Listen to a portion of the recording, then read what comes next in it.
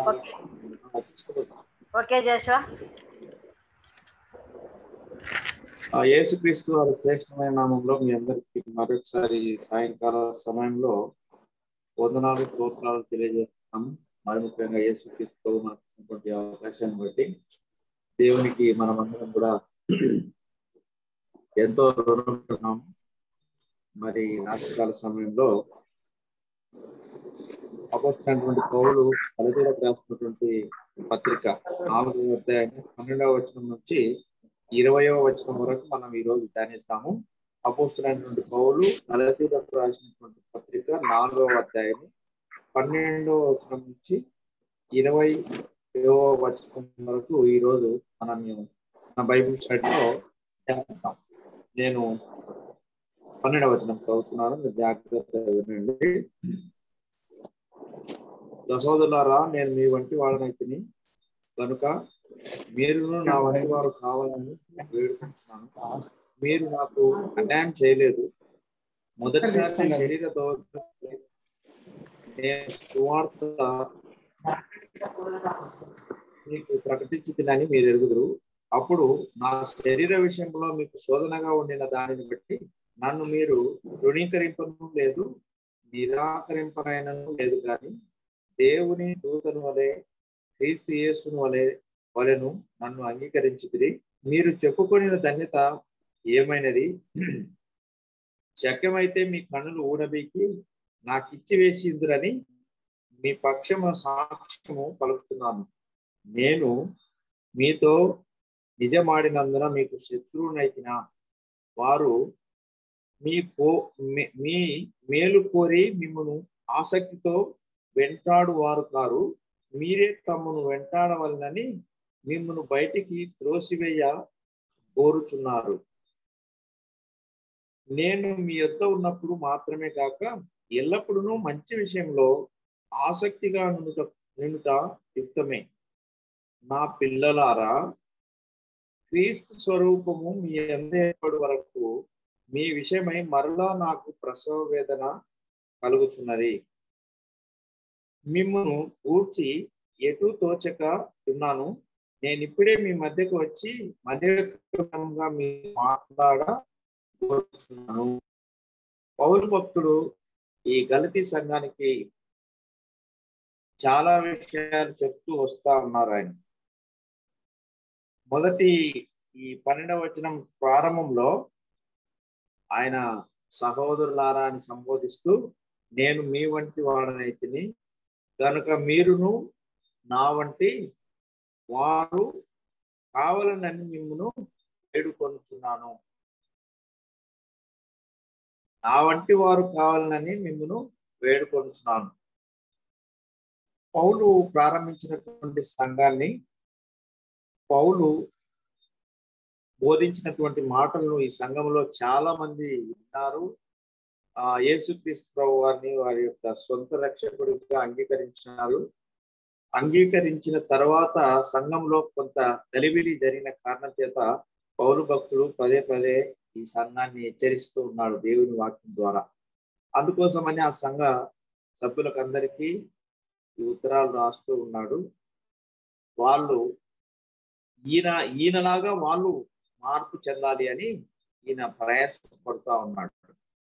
వేదన అంటే ఈ 19వ వచనంలో క్రీస్తు స్వరూపము మీ యందు ఏర్పడు వరకు మీ విషయమై మరలా నాకు ప్రసవ వేదన కలుగుచున్నది. ఈ 12 నుంచి 20 వచనాలలో దేవుని బిడ్డలకు ఆయన బోధిస్తూ చెప్తూ మంచి విషయాలు.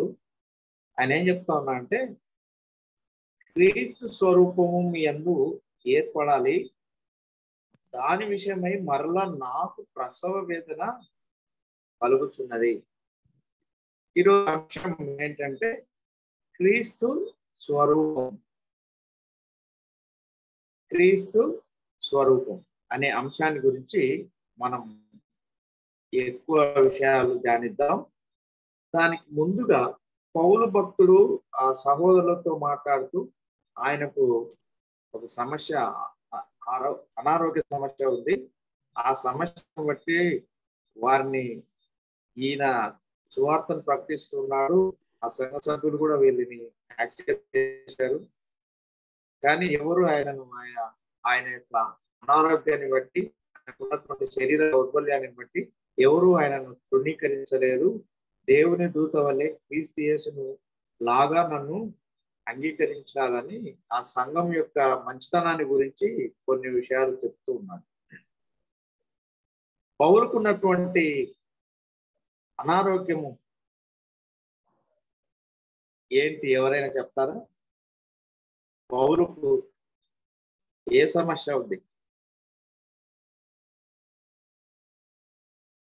పౌలుకు నా మాటలు వినపడుతున్నాయి మీకు అందరికి?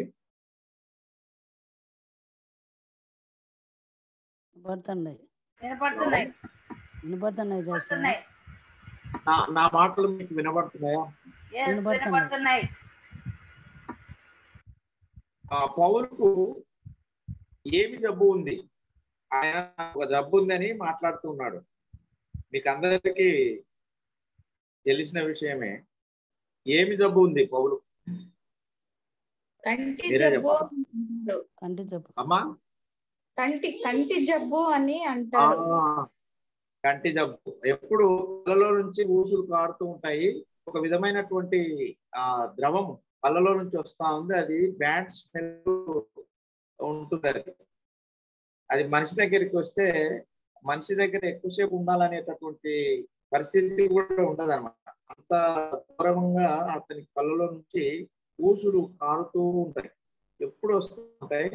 అది దేవుడిని అడిగాడు, ఆయన తీసేయమని అడిగాడు, కానీ దేవుడు దాన్ని ఉంచాడు. నా కృప నీకు చాలు, ఇది ఉండాలి నీకు ఒక ముడులాగాని ఆయన జీవితంలో అది పెట్టాడు. యేసుక్రీస్తు ప్రభు వారి గురించి ఈయన పడుతున్నటువంటి తపన, సంఘం గురించి పడుతున్నటువంటి తపన చూస్తే మనకు ఆశ్చర్యం వేస్తుంది. వీళ్ళు ఆల్రెడీగా నమ్ముకున్నటువంటి గలతీ సంఘాన్ని బాగా ఒక మంచి స్టేజ్కి తీసుకొని వెళ్ళాడు. కానీ వాళ్ళు పూర్వపు స్థితిలోనికి మళ్ళీ మళ్ళీ వెళుతూ ఉన్నటువంటి సందర్భాన్ని గమనించుకొని ఈ దాసుడు వారి దగ్గర ఉన్నప్పుడు ఆయనకున్న ఈ కంటి జబ్బు ఏదైతే ఉందో, లేకపోతే దౌర్బల్యం అంటే అనారోగ్యం, దానిని వాళ్ళు ఏమీ మాత్రం లెక్క చేయకుండా అంగీకరించి చేర్చుకొని ఆయనకు అన్ని సౌకర్యాలు లేకపోతే ఆతిథ్యము అన్ని చేశారు. వాటిని బట్టి కూడా ఆయన వాళ్ళ గురించి గొప్పగా చెప్తున్నాడు. శక్యమైతే మీ కన్నులు ఊడబీకి ఇస్తారు అనేటటువంటి సాక్ష్యాన్ని నేను చెప్పగలనని ఆయన చెప్తా ఉన్నాడు. ఇక్కడ పౌలు అనారోగ్యంతో ఉన్నాడు, వాళ్ళు యాక్సెప్ట్ చేశారు, అన్ని బాగానే ఉన్నాయి. సువార్తను కూడా ప్రకటించాడు పౌలు. ప్రకటించిన తర్వాత ఆయన ఇక్కడ నుంచి కొన్ని సమస్యలు వస్తే బయటికి వెళ్ళి దేవుని వాక్యాన్ని వేరే ప్రాంతంలో ప్రకటిస్తూ ఉన్నాడు. ఆ విషయాలన్నీ మనం మొదటి అధ్యాయంలో కూడా చూసాం. ఆయన ఎక్కడ ఉన్నాడు, ఎక్కడి నుంచి ఉత్తరాన్ని రాస్తా ఉన్నాడు అనేటటువంటి విషయాలను రాస్తూ వచ్చాడు. ఆయన ఎందుకు ఈ ప్రాంతాన్ని వదిలి వెళ్ళిపోయాడు అనేటువంటి విషయాలు కూడా మనం ముందు బైబిల్ స్టడీలో చదువుతున్నాము, ధ్యానించాం. ఈయన వాక్యంలోనికి వెళుతూ ఇంకా యేసుక్రీస్తు యొక్క స్వరూపంలోనికి, ఆయన యొక్క ఆలోచనలోనికి మీరు రావాలని ప్రయాసపడుతూ ఉన్నాడు. ప్రసవ వేదన నాకు కలుగుతుందని ఆయన 19వ వచనంలో రాస్తా ఉన్నాడు. క్రీస్తు స్వరూపము మీ యందు ఏమంటాడు? నా పిల్లలారా, అసలు నా బిడ్డలు, నా సొంత కుమారులు కుమార్తెలు మీరంతా అని సంబోధిస్తాడు. ఎంత కన్సర్న్ ఉందో చూడండి. దేవుని వాక్యంలో నుంచి వెళ్ళిపోతున్నారు వీళ్ళు, కొద్దిగా తప్పిపోతున్నారే అనే బాధతో వారికి కావలసినటువంటి ఆధ్యాత్మిక ఆహారాన్ని ఈ దైవజనుడు అందిస్తా ఉన్నాడు. అందిస్తున్నటువంటి క్రమంలో ఇప్పుడు వాళ్ళు క్రీస్తు యొక్క స్వరూపంలో కాకుండా లోకానుసారమైనటువంటి వాటిలో వెళ్ళిపోతూ ఉన్నారు అనేటటువంటి విషయాన్ని గమనించి ఆయన ఈ మాటలు రాస్తా ఉన్నాడు. అయ్యా, మీలో క్రీస్తు స్వరూపము, క్రీస్తు లక్షణాలు, క్రీస్తు అనుసరించినటువంటి మార్గం, క్రీస్తు బోధించినటువంటి మాటలు మీలో నుంచి లేవు. అవి మళ్ళా మీలో ఉండాలని నేను ఎంతో బాధతో ఉన్నాను, ప్రసవ వేదన నాలో కలుగుతుంది అని మాట్లాడతాడు. నా పిల్లలారా, క్రీస్తు స్వరూపము మీ అందు ఏర్పడు వరకు మీ విషయమై మరలా నాకు ప్రసవన కలుగుతున్నది. క్రీస్తు స్వరూపము అంటే ఏంటి? పౌలు యొక్క ఉద్దేశంలో క్రీస్తు స్వరూపము అంటే ఏమిటి? క్రీస్తు లాగా తగ్గింపు స్వభావము, తండ్రికి సబ్మిషను, తండ్రి చెప్పినట్లు తండ్రి ఆజ్ఞానుసారం నడవడము, దీనత్వము కలిగి గాడిద పిల్ల మీద ఎక్కి రావడము, అవును, సువార్త పరిచర్య, బాగు చేయడం, అందరినీ తండ్రి యందు విశ్వాసం కలిగి ఉండడము. అవును, ఇవన్నీ కూడా తప్పిపోయిన వారిని ఆయనకున్నటువంటి గొప్ప దేవుని స్వరూపంలో ఉండేటటువంటి లక్షణాలు, అవన్నీ కూడా కరెక్టే. యేసుక్రీస్తు ప్రభు వారు ఆయన ఎలాంటి స్వరూపాన్ని కలిగి ఉన్నాడు, ఎలాంటి పద్ధతులు ఆయన ఫాలో అవుతాడు, ఎలాంటి మాటలు ఆయన చెప్తాడు, ఎలాంటి యాటిట్యూడ్ ప్రజల పట్ల ఉంటుందని దైవజనులు చాలా మంది రాస్తూ వచ్చారు. యేసుక్రీస్తు ప్రభు వారు పరలోక రాజ్యానికి వెళ్ళడానికి ముందుగా శిష్యులతో ఒకసారి భోజనానికి కూర్చుంటాడు. యోహాను సువార్త 13వ అధ్యాయము 1-5 చదవండి. అక్కడ ఒక మంచి విషయాన్ని మనకు బోధిస్తాడు దైవజనుడు. యోహాను సువార్త 13వ అధ్యాయము 1-5.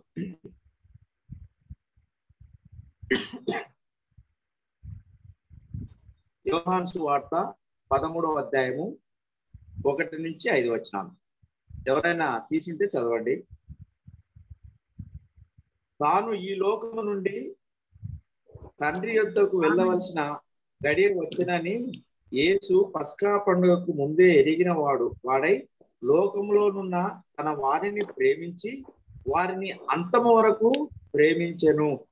2వ వచనంలో, వారు భోజనము చేయుచుండగా ఆయనను అప్పగింపవలనని సీమోను కుమారుడు ఇస్కరియోతు యూదా హృదయములో అపవాది అంతకు ముందు ఆలోచన పుట్టించి ఉండెను గనుక తండ్రి నుండి బయలుదేరి వచ్చిననియు దేవుని యొద్దకు వెళ్ళవలసి ఉన్నదనియు యేసు ఎరిగి భోజన పంక్తిలో నుండి లేచి తన పై వస్త్రము అవతల పెట్టివేసి యొక్క తువాలు తీసుకుని నడుమునకు కట్టుకొనెను. అంతటా పల్లెంలో నీళ్లు పోసి శిష్యుల పాదములు కడుగుటకును తాను కట్టుకొని ఉన్న తువాలుతో తుడుచుటకును మొదలు పెట్టెను. Humble service. దేవదేవుడై ఉన్నటువంటి యేసుక్రీస్తు వారు ఆయన ఎంత తగ్గించుకొని శిష్యుల పాదములను నీళ్లతో కడుగుతా ఉన్నారు. శిష్యుల పాదములనంట నీళ్లతో కడుగుతా ఉన్నాడు. వాళ్ళంతా భోజనానికి కూర్చున్నారు. ఆయన ఒక మాదిరిని చూపెడతా ఉన్నాడు, ఏ విధంగా సర్వ్ చేయాలి, ఏ విధంగా తగ్గించుకోవాలి అనేటటువంటి విషయంలో యేసుక్రీస్తు వారు ఇక్కడ స్వయంగా ఆయననే ఏం చేస్తా ఉన్నాడంట, ఒక పళ్ళెంలో నీళ్లు తీసుకొని శిష్యుల పాదములు కడుగుటకును తాను కట్టుకొని ఉన్న తువాలుతో తుడుచుటకును మొదలు పెట్టాను. ఆయన సమాజంలో శిష్యుల మధ్య తాను ఏర్పాటు చేసుకున్నటువంటి శిష్యుల మధ్య ఈ యొక్క సర్వీసును చూపిస్తా ఉన్నాడు. తగ్గించుకొని హంబుల్ సర్వీస్.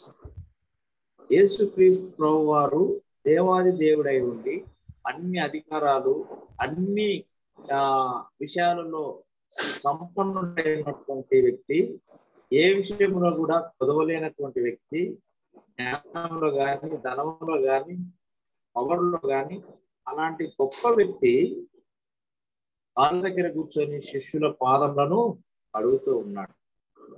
మరి మనం కూడా పౌలు భక్తుడు గలతీ సంఘానికి రాస్తూ ఉన్నాడు, క్రీస్తు స్వరూపము మీలో ఏర్పడే వరకు నాకు ప్రసవ వేదన కలుగుతుంది. మనం చేయాలంటే మనల్ని మనం తగ్గించుకొని ఇతరులను హెచ్చించేటటువంటి దిశగా, ఇతరులకు సేవ చేసేటటువంటి విషయంలో మనం ఏం చేయాలంటే మనల్ని మనము తగ్గించుకోవాలి. మనం తగ్గించుకొని వారికి సేవ చేయాలి, వారికి సహాయం చేయాలి అన్నటువంటి విషయాన్ని పౌలు భక్తుడు దళిత సంఘానికి చెప్తా ఉన్నాడు. యోహాను భక్తుడు యేసుక్రీస్తు వారి గురించి చెప్తా ఉన్నాడు, ఆయన శిష్యుల యొక్క పాదములను కడిగినాడు అని. కాబట్టి మనం కూడా ఇలాంటి విషయంలో మనసు కలిగి ఉండాలి. క్రీస్తు స్వరూపం అంటే ఆయన ఏదైతే అవలంబించి ఏదైతే చెప్పాడో దానిని కూడా మనము ఫాలో అవడం కోసమే యేసుక్రీస్తు ప్రభు ఇవన్నీ చేసినది. ఆయన ఏదైతే చేస్తాడో దానిని మీరు ఫాలో అవ్వాలా, మీరు అనుకరించాలి, మీరు దాన్ని ఖచ్చితంగా వెంబడించాలి అనేటటువంటి విషయాన్ని యేసుక్రీస్తు ప్రభు వారు చూపిస్తూ ఉన్నాడు, ప్రాక్టికల్ గా చూపిస్తా ఉన్నాడు. రెండవ విషయం ఏంటంటే పరిశుద్ధమైనటువంటి దేవుడు యేసుక్రీస్తు ప్రభు వారు, ఆయన మనుష్య కుమారుడుగా ఉన్నాడు. ఆయన జన్మలో పాపం లేదు, ఆయన మాటలో పాపం లేదు, ఆయన యొక్క జీవితంలో కూడా పాపం లేదు అసలు. అలాంటి పరిశుద్ధమైనటువంటి వ్యక్తిగా యేసుక్రీస్తు ప్రభు వారు ఈ లోకంలో జీవించాడు. ఆయనలో పరిశుద్ధతనే కనబడుతుంది, మాటలో, చూపులో, ఆయన నడకలో అంత పరిశుద్ధతనే యేసుక్రీస్తు ప్రభు వారు. ఆయన మనల్ని ఎన్నుకున్నాడు, ఆయన దళిత సంఘ సభ్యులను ఎన్నుకున్నాడు. మీరు పరిశుద్ధులు కాబట్టి యేసుక్రీస్తు ప్రభు వారు మిమ్మల్ని పిలిచాడయ్యా, మీరు పరిశుద్ధులు కాబట్టి పరిశుద్ధులైనటువంటి వారిని మీరు వెంబడించండి అని పౌలు భక్తులు దళిత సంఘానికి చెప్తా ఉన్నాడు. అదే క్రీస్తు యొక్క స్వరూపం అంటే. ఆయన పరిశుద్ధుడిగా ఉన్నాడు, మీరు కూడా పరిశుద్ధంగా ఉండండి. పేతురు రాస్తాడనమాట ఆ మాట. చూడండి, రాసిన మొదటి పత్రిక 1:15-16 కలిసి ఉంటాయి నాకు తెలిసి. చూద్దాము. పేతురు రాసినటువంటి మొదటి పత్రిక 1వ అధ్యాయము 15-16 వచనాలు. ఎవరైనా తీశారా? 14-16 కలిసి ఉన్నాయి. చూడండి, నేను పరిశుద్ధులై ఉన్నాను కనుక మీరును పరిశుద్ధులైనని వ్రాయబడి ఉన్నది. కాగా మీరు విధేయులకు పిల్లలై మీ పూర్వపు అజ్ఞాన దశలో మీ కూడిన ఆశను అనుసరించి ప్రవర్తింపక మిమ్మల్ని పిలిచిన వాడు పరిశుద్ధుడై ఉన్న ప్రకారము మీరును సమస్త ప్రవర్తన యందు పరిశుద్ధులైనడి అని బోధిస్తా ఉన్నాడు. సమస్త ప్రవర్తన యందు we have to submit, at the same time పరిశుద్ధంగా ఉండాలి. సమస్త ప్రవర్తన యందు మిమ్మల్ని పిలిచిన వాడు ఎలా ఉన్నాడట? పరిశుద్ధుడై ఉన్నాడు. హోలీనెస్, యేసుక్రీస్తులో ఉండేటటువంటి పరిశుద్ధమైనటువంటి జీవితము మీలో ఉండాలని పౌలు భక్తులు గలతీ సంఘానికి చెప్తా ఉన్నాడు. అయ్యా, ఇది ఆయన స్వరూపానికి నిదర్శనము, ఆయన పరిశుద్ధుడు. మీరు కూడా పరిశుద్ధమైన వాక్య, పరిశుద్ధమైన లేఖన భాగాలను ఫాలో అవ్వండి, పాటించండి అని చెప్తా ఉన్నాడు. పరిశుద్ధ గురించి మీరు ఇంకా ఏమైనా చెప్పాలా? చెప్పండి, మీరు ఇంకా ఏమైనా పంచుకుంటారా? సిద్ధమై ఉండాలని చెప్పినాడు. పానుపు పరిశుద్ధము,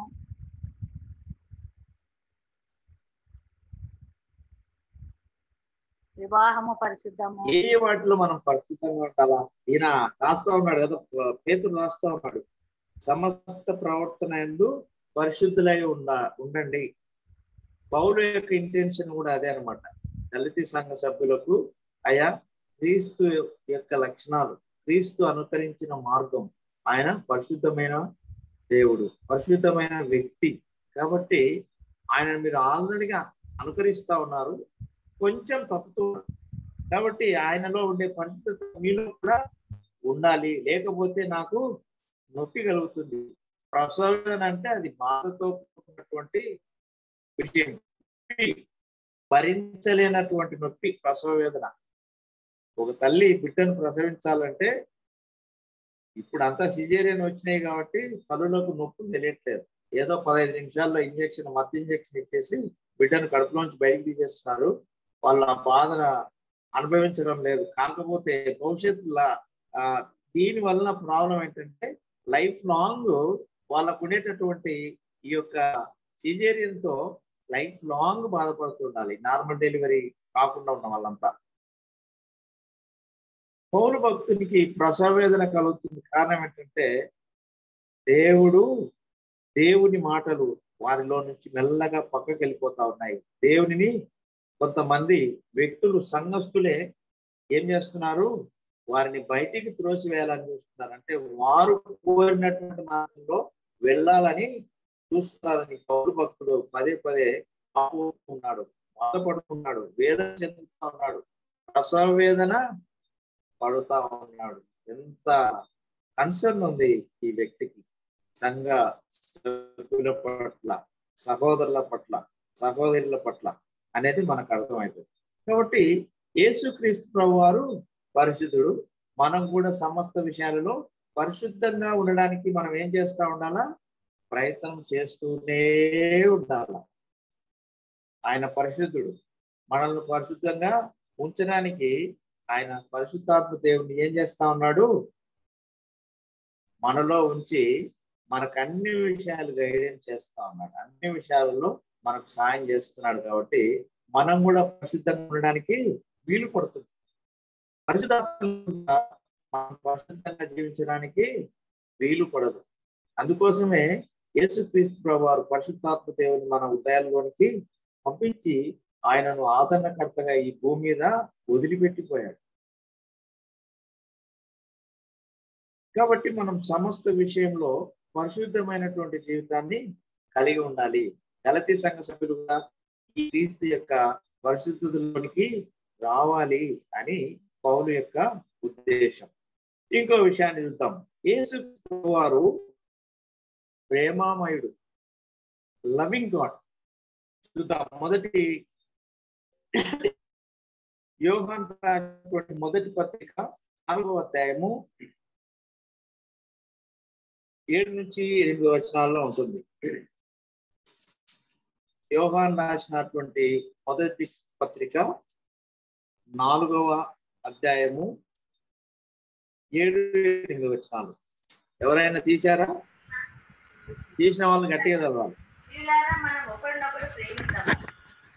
ఏలైనగా ప్రేమ దేవుని మూలంగా కలుగుచున్నది. ప్రేమించి ప్రతి వాడును దేవుని మూలంగా పుట్టినవాడై దేవునిని ఎరుగును. దేవుడు ప్రేమ స్వరూపి. ప్రేమ లేని వాడు దేవుని ఎరుగడు. మనం ఆయన ద్వారా జీవించినట్లు దేవుడు తన అద్వితీయ కుమారుని లోకానికి పంపెను. దీని వలన దేవుడు మన చాలు దేవుడు ప్రేమ అయి ఉన్నాడు. God is love. దేవుడు ప్రేమ స్వరూపి. దైవజనుడు యోహాను భక్తుడు దగ్గర ఉండి యేసుక్రీస్తు ప్రభువుని చూస్తూ రాస్తున్నటువంటి మాటలు. దేవుడు ప్రేమ స్వరూపి అయి ఉన్నాడు. ఆయన ఎంత ప్రేమ కలిగి ఉన్నాడంటే తన అద్వితీయ కుమారుణ్ణి మన కోసము దానముగా, మన పాపముల కోసం ప్రాయచిత్తంగా ఉండడం కోసం తండ్రి అయినటువంటి దేవుడు యేసుక్రీస్తు ప్రభువారిని ఈ లోకానికి పంపించాడండి. మీరు కూడా ఆయనలాగా ఒకరినొకరు ప్రేమించండి, ఒకరినొకరు ఆదరించుకోండి, ఒకరినొకరు ఒకరి కష్టాల్లో ఒకరు ఆదరించుకోండి అని పౌలు భక్తుడు దళిత సంఘానికి చెప్తా ఉన్నాడు అన్నమాట. దైవజనుడు యోహాను రాస్తా ఉన్నాడు, దేవుడు ప్రేమై ఉన్నాడు. ఇది క్రీస్తు యొక్క స్వరూపంలోని లక్షణాలు. క్రీస్తు స్వరూపం అంటే ఆయన పరిశుద్ధమైన దేవుడు, ఆయన హంబుల్గా ఉండేటటువంటి దేవుడుగా ఉన్నాడు, వ్యక్తిగా ఉన్నాడు, ఆయన ప్రేమ అయినటువంటి దేవుడుగా ఉన్నాడు. కాబట్టి మనం ఏం చేయాలంటే ఆ ప్రేమను వంట పట్టించుకోవాలి, ఆ ప్రేమను మన హృదయాలలోనికి వేసుకోవాలి, ఒకరినొకరు ప్రేమించుకోవాలి, ఒకరినొకరు ఆదరించుకోవాల. ప్రేమ అన్ని కష్టాలను, బాధలను, ఇబ్బందులను ఏం చేస్తుంది? భరింపజేస్తా ఉంది. అందుకోసం యేసుక్రీస్తు ప్రభువారు మన కోసము చూడండి 10లోనే సేమ్ 4వ అధ్యాయం మొదటి యోహాను రాసిన మొదటి పత్రిక 4వ అధ్యాయం 10వ వచనంలో ఏమంటాడు? మనము దేవుణ్ణి ప్రేమించటమని కాదు, తానే మనను ప్రేమించి మన పాపములకు ప్రాయశ్చిత్తమైనటకు తన కుమారుని పంపెను. ఇందులో ప్రేమయున్నది. యేసుక్రీస్తు ప్రభువారిని తండ్రి అయినటువంటి దేవుడు మన పాపముల నిమిత్తమై, పాపముల కోసమై ప్రాయశ్చిత్తంగా ఉండడం కోసం తను ఎంతగానో ప్రేమిస్తున్నటువంటి కుమారుని ఈ లోకానికి ప్రాయశ్చిత్తంగా, తృణప్రాయంగా భూలోకానికి పంపించి ఆయనను ఏం చేశాడు? మన కోసం అర్పించాడు. అంటే మనల్ని ప్రేమించడానికి, మనల్ని రక్షించడానికి, మనల్ని క్షమించడానికి ఆయన ఏం చేస్తా ఉన్నాడు? ప్రేమగా ఉన్నాడు. ఆ ప్రేమలో అన్ని కష్టాలు, అన్ని బాధలు, అన్ని ఇబ్బందులు ఏం చేస్తా ఉన్నాడు? భరిస్తా ఉన్నాడు. ప్రేమ ఉన్నటువంటి దేవుడు మన కోసం భరిస్తా ఉన్నాడు. కాబట్టి ఓ సంగమా, మీరందరూ కూడా దేవుని ప్రేమను ధరించుకోండి. దేవుని యొక్క మనసును, క్రీస్తును ధరించుకోండి. క్రీస్తు సాత్వంలోనికి రండి అని పదే పదే తప్పిస్తా ఉన్నాడు.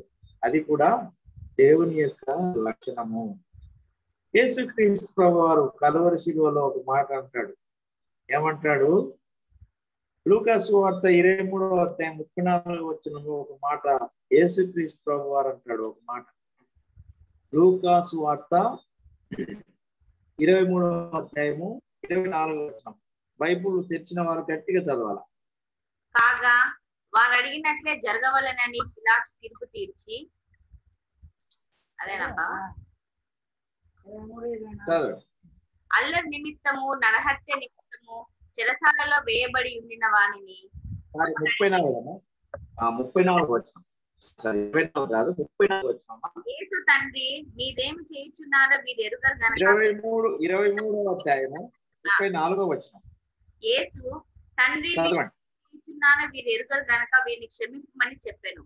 వారు ఆయన వస్త్రములు పంచుకున్నట్టుగా చీట్లు వేసింది. ఇక్కడ యేసుక్రీస్తు ప్రభువారు ఫర్గివ్నెస్, ఆయన క్షమా గుణం కనబడుతా ఉంది.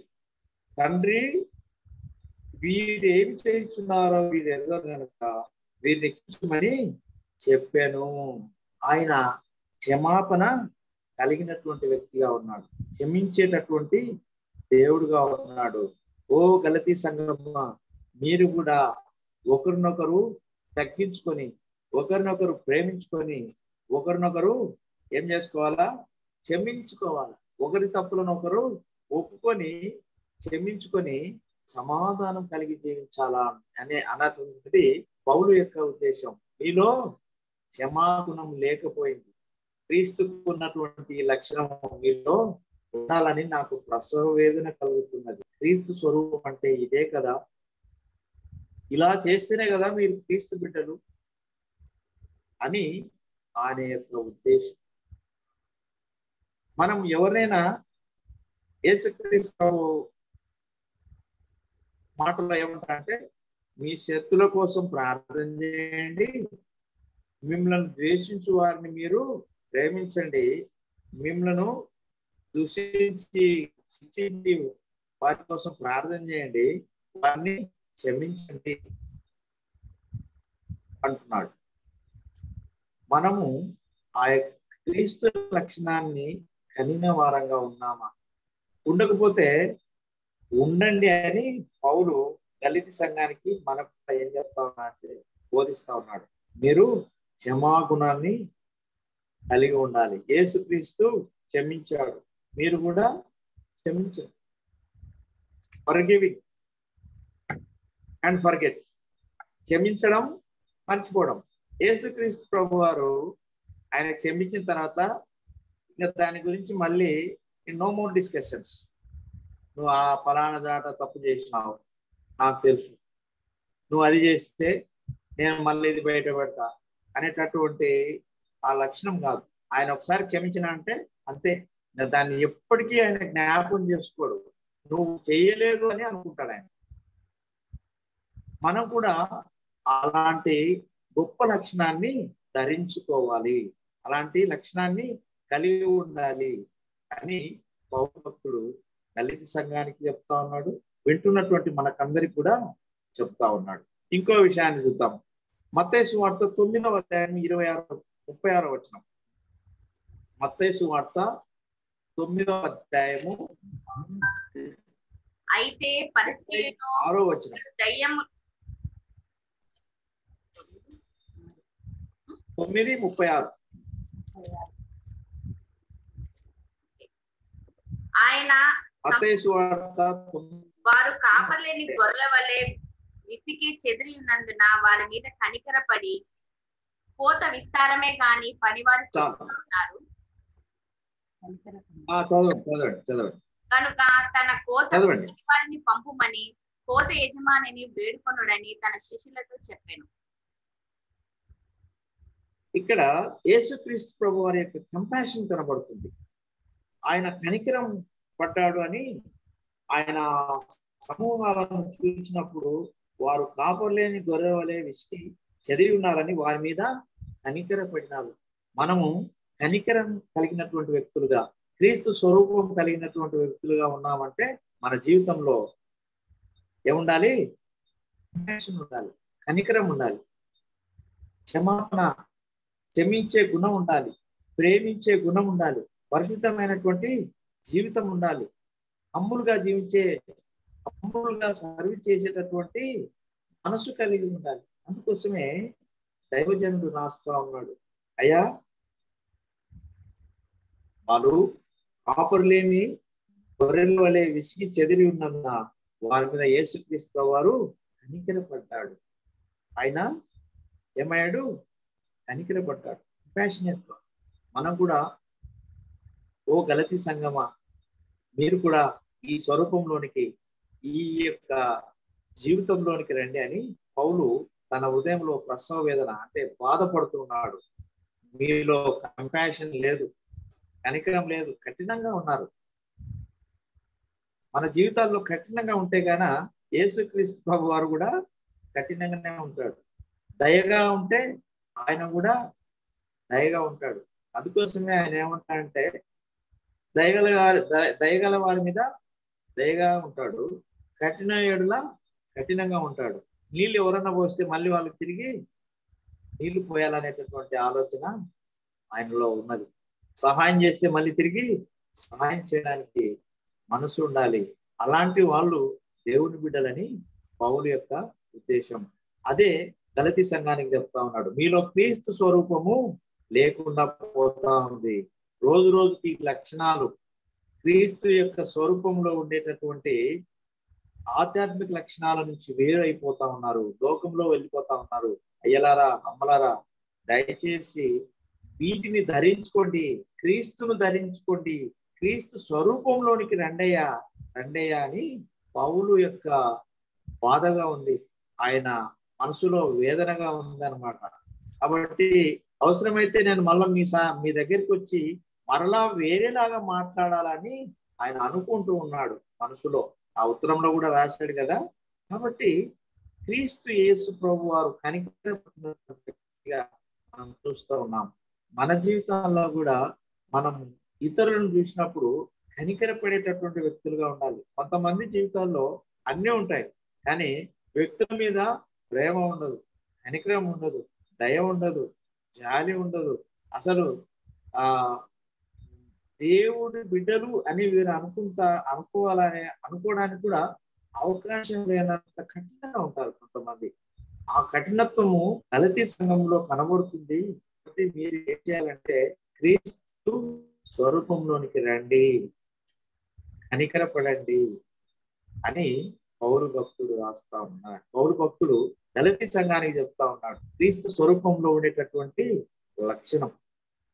ఇంకో విషయాన్ని చూద్దాం. మార్కు సువార్త 10వ అధ్యాయము 45వ వచనం. మార్కు సువార్త 10వ అధ్యాయము మనుష్య కుమారుడు పరిచారం చేయించుకున్నట్టుకు రాలేదు గాని పరిచారం చేయుటకును అనేకులకు ప్రతిగా విమోచన క్రయధనముగా తన ప్రాణం ఇచ్చుటకును వచ్చిన నేను. చూడండి ఇక్కడ ఆయన హ్యూమిలిటీ ఎలా ఉందో చూడండి. మనుష్య కుమారుడు పరిచారం చేయించుకున్నటకు రాలేదు కానీ నాట్ టు బి సర్వ్డ్. ఆయన వచ్చింది ఆయనను సర్వ్ చేసుకోవడానికి, లేకపోతే ఆయనను హెచ్చించుకోవడానికి కాదు వచ్చినది. ఆయన ఎందుకు వచ్చాడంట? అనేకులకు ప్రతిగా విమోచన క్రయధనము గాను తన ప్రాణములు ఇచ్చుటకు వచ్చినను. To serve the world, to serve the people, to serve the nations. ఆయనలో ఉండేటటువంటి గొప్ప లక్షణం ప్రజలకు సేవ చేయడానికి వచ్చాను నేను. నాకు సేవ చేయడం, ఆయన సేవ చేయడానికి అసలు మనం ఏ పాటి వారం? అసలు అక్కడ సేవకులు ఎలా ఉన్నారు? కళ్ళకు రెక్కలు కప్పుకొని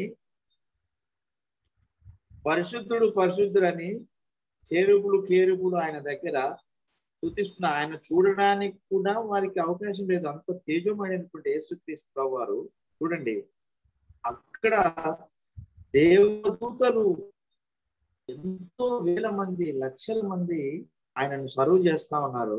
ఆయన భూమి మీదకి వచ్చాడు. మనుష్య కుమారుడు పరిచారం చేయించుకున్నటకు రాలేదు కానీ పరిచారము చేయుటకును అనేకులకు ప్రతిగా విమోచన క్రయధనముగా తన ప్రాణమును ఇచ్చుటకు వచ్చెను. ఓ గలతీ సంగమా, యేసుక్రీస్తు ప్రభువారు పరిచారం చేసి ఈ లోకంలో ఒక మాదిరిని చూపించాడు.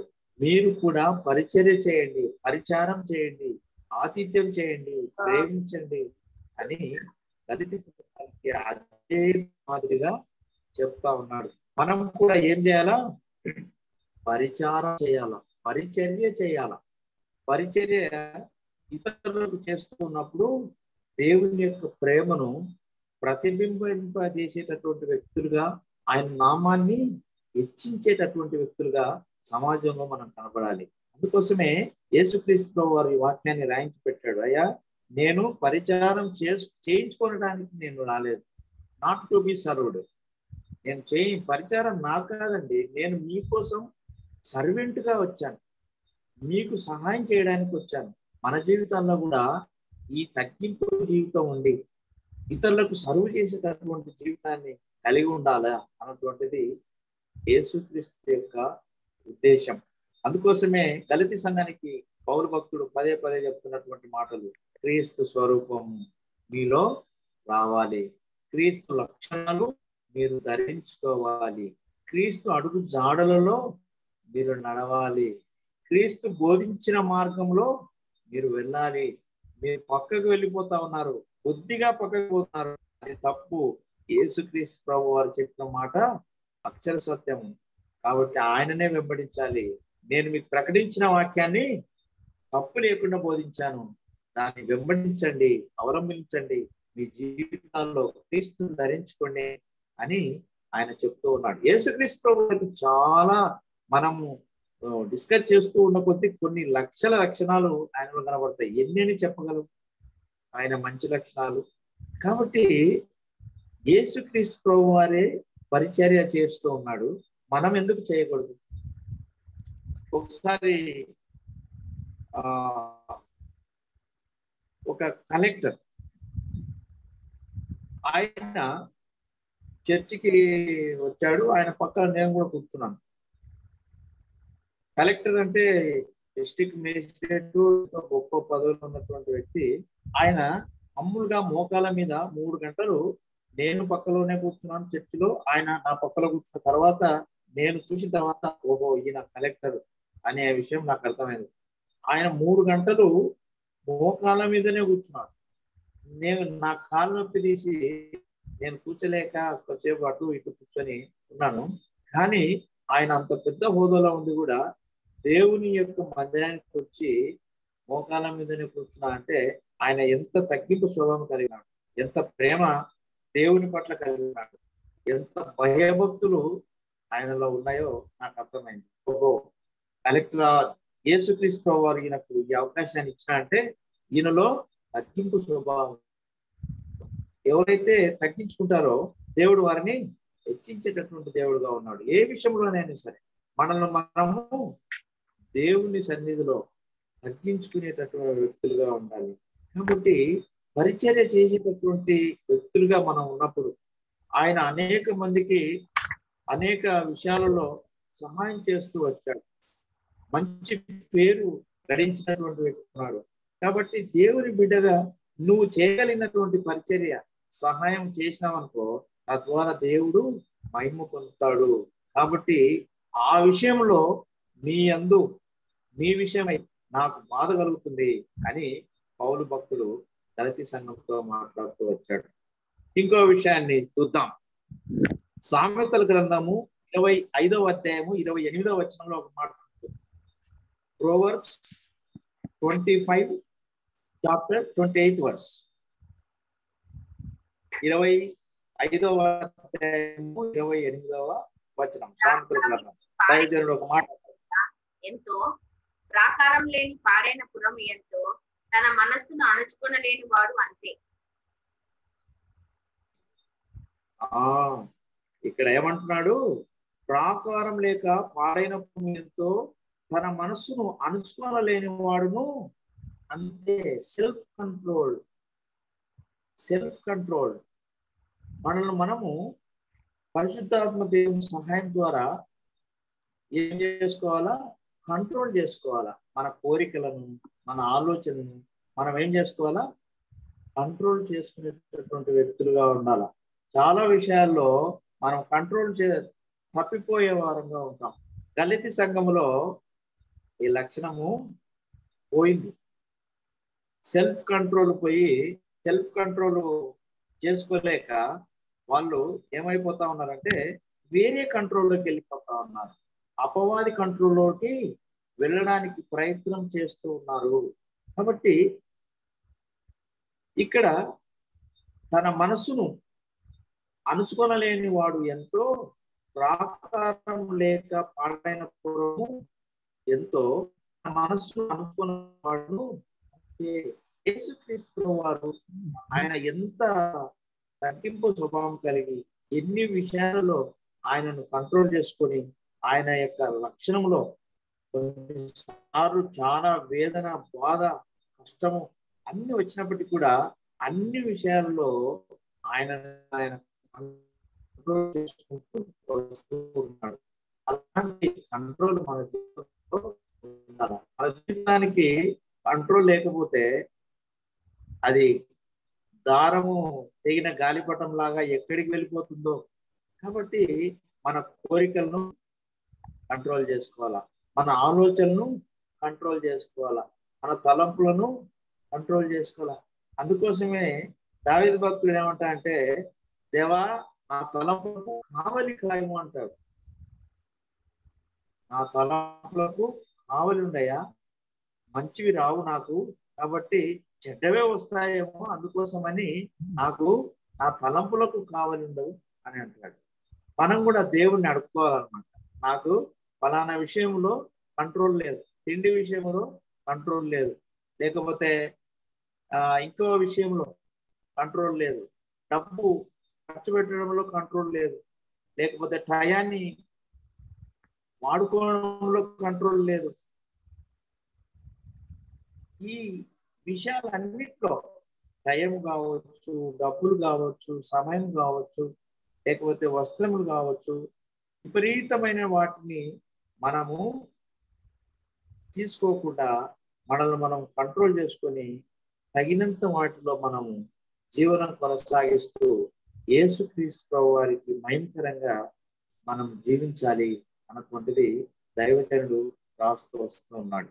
కాబట్టి ఇది యేసుక్రీస్తు వారు ఎంత ప్రేమ కలిగిన దేవుడు వ్యక్తిగా ఉన్నప్పటికీ ఆయన అన్ని విషయాల్లో సెల్ఫ్ కంట్రోల్ కలిగినటువంటి వ్యక్తిగా ఉన్నాడు. ఏ విషయంలో తప్పిపోయినటువంటి వ్యక్తిగా ఉన్నాడు. కాబట్టి మనము కొన్నిసార్లు ఏం చేస్తామంటే నోరు జారుతాం. కోపంలో కావచ్చు, లేకపోతే బాధలో కావచ్చు, కొన్నిసార్లు నోరు జారుతాం. యేసుక్రీస్తు వారు ఎవరిని దూషించినట్టుగా మనం చూడం. ఆయనను కొడుతున్నారు, తిడుతూ ఉన్నారు. అసలు ఆ కల్వరి శిలువకి తీసుకొని వెళ్తున్నప్పుడు ఆ శిలువ అంతా మీద వేసినప్పుడు ఎంత బాధ, ఎన్ని కొరడా దెబ్బలు కొట్టారు, రక్తం అంతా కారుతా ఉంది. అలాంటప్పుడు ఆయన వాళ్ళని దూషించి ఏదైనా చేయొచ్చు. యేసుక్రీస్తు ప్రభు వారు తలుచుకుంటే ఏమైనా జరుగుతుంది. ప్రళయ జలాలు ఆయన కంట్రోల్లో ఉన్నాయి, అగ్ని ఆయన దూతగా ఉంది, వాయువు ఆయన దూతగా ఉంది. కాబట్టి ఆయన ఏదైనా చేయగలడు. అలా చూస్తేనే మనం తట్టుకోలేకపోతా ఉన్నాం. 40 డిగ్రీలు, 45 డిగ్రీలు, 50 డిగ్రీలు వచ్చే లోపలనే అందరూ విలవిలలాడిపోతున్నారు. కానీ యేసుక్రీస్తు ప్రభు వారు కోపంతో చూస్తే పర్వతాలు సైతము కరిగిపోతా ఉన్నాయి. సముద్రం సైతం ఆయన మాట విని వెళ్ళికి వెళ్ళిపోతావా లేదా అంటే అయిపోయా, గడగడ గడగడ వణికిపోతాం. అని ఒక్క మాట కూడా యేసుక్రీస్తు వారు అన్నట్టుగా మనం చూడలేం. ఎవరిని దూషించాడు, పిలాతును దూషించాడు, అక్కడ కొట్టేవాడిని దూషించాడు, అవమానపరిచిన వాడిని దూషించాడు, జుట్టు వీకిన వాడిని దూషించాడు, ఉమ్మి వేసిన వాడిని దూషించాడు. ఆయన ఎవరు ఆయనకు తెలుసు. ఆయన దేవాది దేవుడు, భూమి ఆకాశంను సృష్టించినటువంటి దేవుడు, మరి తిరిగి రానటువంటి దేవుడుగా ఉన్నాడు. కాబట్టి ప్రతి విషయంలో మనం కంట్రోల్, సెల్ఫ్ కంట్రోల్ కలిగినటువంటి వ్యక్తులుగా మన జీవితంలో ఉండాలి. ఇంకో విషయాన్ని చూద్దాం.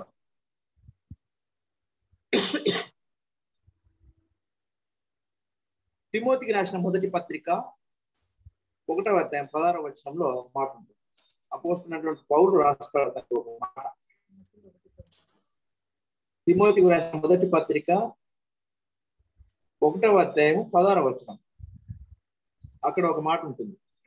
ఏమంటుందంటే, ఎవరైనా బైబిల్ తీసింటే చదవండి గట్టిగా. ఆయన నిత్య జీవం నిమిత్తము తనను విశ్వసించబో వారికి నేను మాదిరిగా ఉండులాగున యేసుక్రీస్తు తన పూర్ణమైన దీర్ఘశాంతమును ఆ ప్రధాన పాపినైన నా యందు కనపరిచినట్లు నేను కనికరింపబడితిని. అయినను నిత్య జీవము నిమిత్తము తనను విశ్వసింపబో వారికి నేను మాదిరిగా ఉండులాగున యేసుక్రీస్తు తన పూర్ణమైన దీర్ఘశాంతమును ఆ ప్రధాన పాపినైన నా యందు కనపరిచినట్లు నేను కనికరింపబడితిని అని తిమోతికి పౌలు గురించి చెప్తా ఉన్నాడు. పౌలే రాశాడు లెటరు తిమోతికి. ఆయన ప్రధాన పాపిని, నేను చాలా ఘోరమైనటువంటి నీచమైన వ్యక్తిని, ప్రపంచంలోకెల్లా నేనే మొదటి వాడిని అని చెప్తా ఉన్నాడు పౌలు. ఇక్కడ ఒక మాట, మంచి మాట రాశాడు ఆయన. యేసుక్రీస్తు తన పూర్ణమైన దీర్ఘశాంతమును, తన పేషెన్సీ, ఇక్కడ పేషెన్సీ గురించి మాట్లాడతాడు. మన జీవితాల్లో పేషెన్సీ కూడా ఉండాలి. క్రీస్తు యేసు ప్రభు వారికి పేషెన్సీ ఉంది. ఎలా ఉంది అంటే, ఆయన పరిచర్య 3.5 సంవత్సరాలు, 33.5 సంవత్సరాలు ఆయన జీవిస్తే 30 సంవత్సరాలు ఆయన ప్రార్థనలోనే ఉన్నాడు. ఎవరికి సంబంధం లేనట్టుగా ఆయన దేవుడు ఏదైతే అసైన్ చేశాడో దేవునితో మాట్లాడుకోవడం, దేవునితోనే ఉండడం, దేవుడు ఏమైతే బోధిస్తా ఉన్నాడో అదంతా ఆయన హృదయంలో 30 సంవత్సరాల తర్వాత ఆయన ఏం చేశాడు? పరిచర్య స్టార్ట్ చేశాడు. మన జీవితంలో మనం ఏం చేయాలంటే పేషెన్స్ కలిగి ఉండాలి. ఏదైనా కావాలన్నా, ఏదైనా చేయాలన్నా పేషెన్స్ తో మనం ఏం చేయాలా? దేవుని యొక్క సన్నిధిలో కనిపెట్టుకోవాలా. అందుకోసం పేతురు అంటాడు, అనుకూల సమయం నందు దేవుడు నిన్ను హెచ్చించినట్టు ఆయన బలిష్టమైన చేతి కింద ఎలా ఉండాలంట? నమ్మకంగా, నెమ్మదిగా ఉండాలి. అంతే. పేషెన్స్ కలిగి ఆయన చేతి కింద ఉంటే ఒక దినం వస్తుంది, ఆ దినం వచ్చినప్పుడు హెచ్చిస్తాడు. ఆ దినం వరకు మనము వెయిట్ చేయాలి. చాలా మంది ఏం చేస్తామంటే పేషెన్సీ ఉండదు, ప్రార్థన చేస్తూ ఉంటారు, కనిపెడుతూ ఉంటారు. కనిపెడుతూ ఉంటే రిజల్ట్స్ రావు.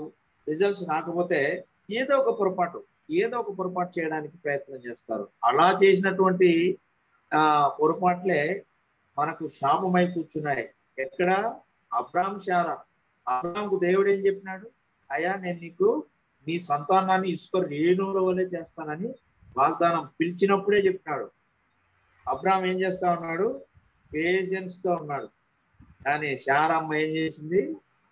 పేషెన్స్ ని పొంగిపోయేటట్టు చేసింది, కోపడింది, కొట్టాడింది. అసలు శారమ్మ అబ్రాహాముకు ఆజ్ఞ జారీ చేసింది. ఏమని చేసింది? నువ్వు ఆగరితో వెళ్ళు, ఆమె ద్వారా నాకు సంతానం కలగజేయని శారా అబ్రాహాం మీద గొడవ దిగితే అప్పుడు ఇంటి పోరు తట్టుకోలేక అబ్రాహాము తప్పు చేసినట్టుగా మనం బైబిల్లో చూస్తాం. కాబట్టి ఈ పేషెన్స్ లేకపోవడం వల్ల ఇప్పుడు ఏమైంది? ప్రపంచ దేశాల్లో ఉన్నటువంటి గొప్ప వాళ్ళు, ఇజ్రాయెల్ దేశము, పాలస్తీనా దేశము, ఇద్దరు కొట్టుకుంటున్నారు, ఇద్దరు కొట్లాడుకుంటున్నారు, తిట్టుకుంటున్నారు, దెబ్బలాడుకుంటున్నారు. పేషెన్స్ లేకపోవడం చేత ఇది జరిగింది. యేసుక్రీస్తు ప్రభువారు 30 సంవత్సరాలు వెయిట్ చేసిన తర్వాత ఆయన పరిచర్య ప్రారంభించాడు. మనం ఏదైనా చేయాలంటే మనం ఏం చేయాలా? ప్రార్థన చేయాలా, ప్రార్థనలో కనిపెట్టాల. ఏదైనా చేయడానికి ముందుగా మనం చేయాల్సినటువంటి పని ప్రార్థన చేయాలి. కాబట్టి యేసుక్రీస్తులో ప్రార్థన కూడా ఒక లక్షణం. ఆయన స్వరూపంలోనికి రావడం, వచ్చే వాళ్ళలో ప్రార్థన కూడా ఒక లక్షణం. చివరికి ఆ విషయాన్ని మాట్లాడదాము. ఒబీడియన్స్. ఫిలిప్పీలో రాసినటువంటి పత్రిక 2వ అధ్యాయం 8లో ఒక విధేయత గురించి చూద్దాం. ఫిలిప్పీ 2వ అధ్యాయం 8వ వచనం చదవండి. ఆయన ఆకారంగా కనపడి మరణం పొందినంతగా, అనగా శిలువ మరణము పొందినంతగా విధేయత చూపిన వాడే తన్ను తాను తగ్గించుకునేను. చాలు. ఇక్కడ ఆయన ఆకారము మనుషుడిగా కనబడి మరణము పొందునంతగా, అనగా శిలువ మరణం పొందునంతగా విధేయత చూపిన వాడై తను తాను తగ్గించుకునేను. ఒబీడియన్స్, విధేయత. క్రైస్తవులుగా ఉన్నటువంటి మనం అందరం కూడా యేసుక్రీస్తు ప్రభు యొక్క వాక్యానికి విధేయత చూపిన వాళ్ళంగా ఉండాలి. విధేయత అంటే ఆయన చెప్పిన మార్గంలో నడుస్తూ ఆయన వాక్యానికి కట్టుబడి ఉండాలి, అంతే. విధేయత లేని కారణం చేతనే పాపం లోకంలోనికి ఎంటర్ అయింది. ఆదాము అవ్వలు దేవుడు సమృద్ధిగా పండ్ల పొలాలు ఇచ్చాడు, కానీ ఒక చెట్టు పొలాలు మాత్రమే తినొద్దని క్లియర్ గా బోధించాడు. కానీ ఏం చేశారు? అవిధేయత చూపించారు. అక్కడ కూడా మళ్ళీ అవ్వ స్టార్ట్ అయింది. అవ్వను ఆకర్షిస్తా వచ్చింది అపవాది. ఆమె యొక్క బలహీనతను ఏం చేసింది? ప్రేరేపించింది. ఆమె తప్పు చేస్తూ మళ్ళీ ఆదామును కూడా తప్పు చేసినట్టు చేసింది. అందుకోసమే స్త్రీ యొక్క గర్భవేదన దేవుడు ఏం చేసినాడు? ఎక్కువ చేసినాడు. బాధతో నువ్వు పిల్లలను అంటావు అని దేవుడు అవ్వతో మాట్లాడినాడు. ఆదాంతో చెప్పాడు, అయ్యా నువ్వు సుఖంగా ఉండేవారివి, నేను చెప్పిన మాటకు విధేయత చూపించలేదు, కాబట్టి జీవితాంతం కష్టపడి నీ భార్య పిల్లలను పోషించాల్సిందే. అదే కదా జరుగుతుంది మనకు. కాబట్టి యేసుక్రీస్తు ప్రభు వారు తనను తాను తగ్గించుకున్న రీతిగా మనం ఏం చేయాలా? దేవుని వాక్యానికి విధేయత చూపించే వారంగా ఉండాలి. ఎప్పుడైతే దేవుని వాక్యానికి విధేయత చూపిస్తామో అప్పుడు మనకైతుంది ఆశీర్వాదం వస్తుంది. విధేయత వలన యోసేపు జీవితంలో పాపం చేయకుండా ఆయన ఏం చేశాడు? దేవునికి భయపడ్డాడు, దేవుని వైపు చూశాడు, దేవుని వాక్యం వైపు చూసి అయ్యో నేను ఎలాగో ఈ పాపం చేస్తున్నాను అని భయపడి ఏమైపోయాడంట? చొక్కలు వదిలిపెట్టి పారిపోయాడు. తద్వారా ఏమైనాడు? జైలు పాలైపోయినాడు. దేవుని వాక్యానికి విధేయత చూపించిన కారణం కదా. తర్వాత దేవుడు ఏం చేసినాడు? ఆ దేశానికి మహారాజును చేసినాడు. విధేయత, ఒబీడియన్స్. యేసుక్రీస్తు ప్రభు వారే అంతగా విధేయత చూపిస్తే మనం యేసుక్రీస్తు వాక్యానికి ఎంతగా విధేయత చూపించాల్సిన వారంగా ఉన్నాం మనము పరిశీలించుకోవాలి.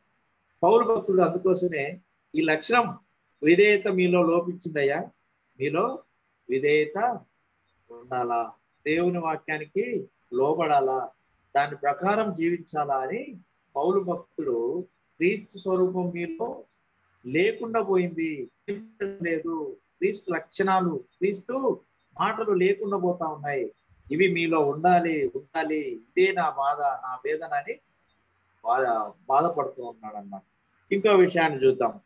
యోహాను సువార్త 14వ అధ్యాయము 6వ వచనంలో ఒక మాట రాస్తాడు దైవజనుడు. యోహాను సువార్త 14వ అధ్యాయము 6వ వచనం. యేసు నేనే మార్గమును సత్యమును జీవమును, నా ద్వారానే తప్ప ఎవడును తండ్రి యొద్దకు రాడు. చాలు. యేసు నేనే మార్గమును, నేనే సత్యమును జీవమును, నా ద్వారానే తప్ప ఎవడును తండ్రి యొద్దకు రాడు. I am the truth, I am the life, I am the way. నేనే మార్గాన్ని, నేనే సత్యాన్ని, నేనే జీవాన్ని, నా ద్వారా తప్ప ఎవడు తండ్రి యొద్దకు రాడు. యేసుక్రీస్తు నామంలోనే మీరు ప్రార్థన చేయాలి.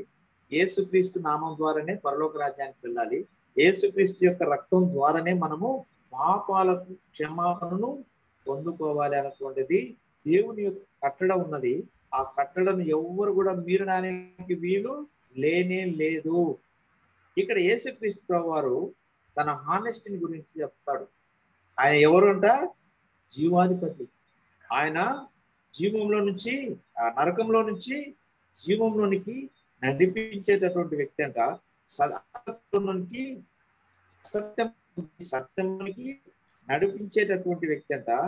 ఆయననే వెలుగై ఉన్నటువంటి మార్గం అని చెప్తా ఉన్నాడు. ఆయన ఆనెస్ట్గా ఆయన ఏదైతే కలిగి ఉన్నాడో దానిని చెప్తూ ఉన్నాడు. మన జీవితాల్లో కూడా ఆనెస్టీగా పనిచేయడం, ఆనెస్టీగా మాట్లాడడం. కొంతమంది చూస్తే వాళ్ళు ఎంత చక్కగా మాట్లాడతారు, వాళ్ళు చెప్పినారంటే కరెక్టే.